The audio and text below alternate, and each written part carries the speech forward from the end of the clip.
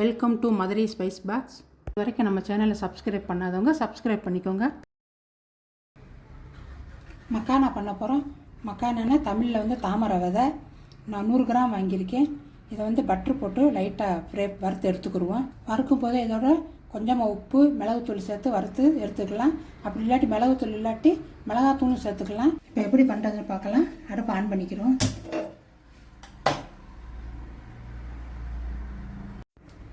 இப்போ வந்து 1 spoon butter போட்டுக்கிறோம்.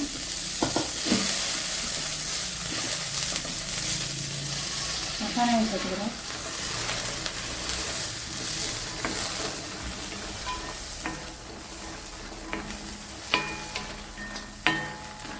அடுப்பு சிம்மிலேயே தான் வச்சு வறுக்கணும்.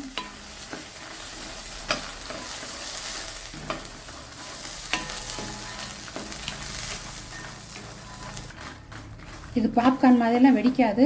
அதனால் இப்படி ஓப்பனில் வச்சே நம்ம வறுத்துக்கலாம். மூடியெல்லாம் போட வேண்டிய தேவையில்லை.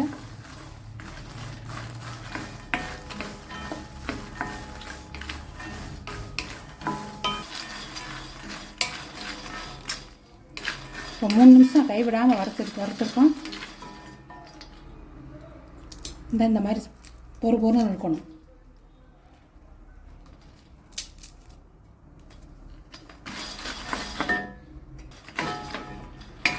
ஏற்கனவே ஃபஸ்ட்டு ஒரு ஸ்பூன் சேர்த்தோம் பட்ரு.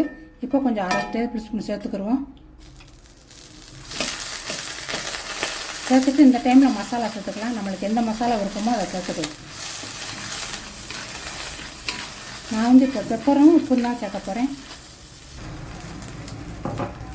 நம்ம வந்து சால்ட் இல்லாத பட்ரு தான் சேர்த்துருக்கோம்.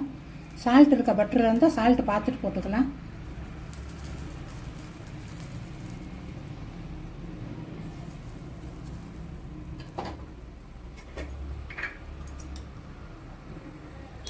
கொஞ்சமாக மிளகுத்தூள்.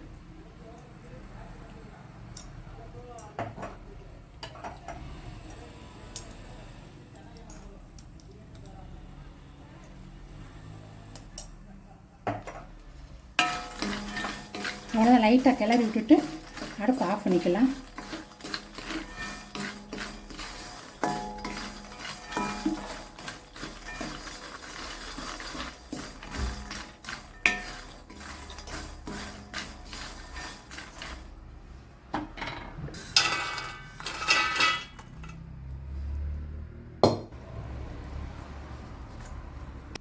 இப்போ அதே மக்கானா வச்சு பெரிய மசாலா போட்டு எப்படி பண்ணுறதுன்னு பார்ப்போம்.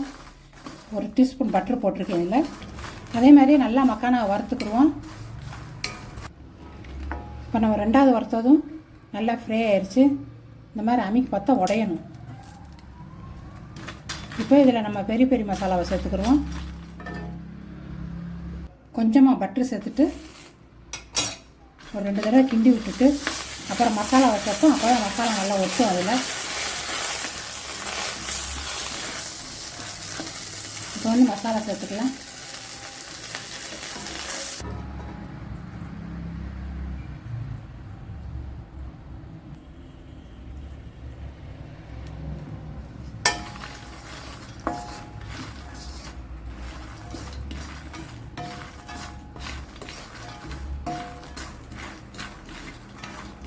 எல்லா பக்கமும் நல்லா மசாலா வர மாதிரி கலந்து விட்டுட்டு அடுப்பு ஆஃப் பண்ணிக்கிடுவோம்.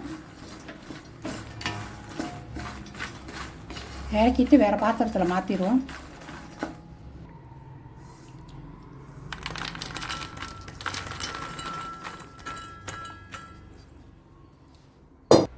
அவ்வளோதான். இப்போ மக்கானா ரெடி ஆயிடுச்சு.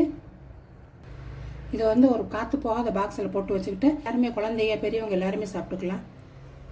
இது வரைக்கும் நம்ம சேனலை சப்ஸ்கிரைப் பண்ணாதவங்க சப்ஸ்கிரைப் பண்ணிக்கோங்க.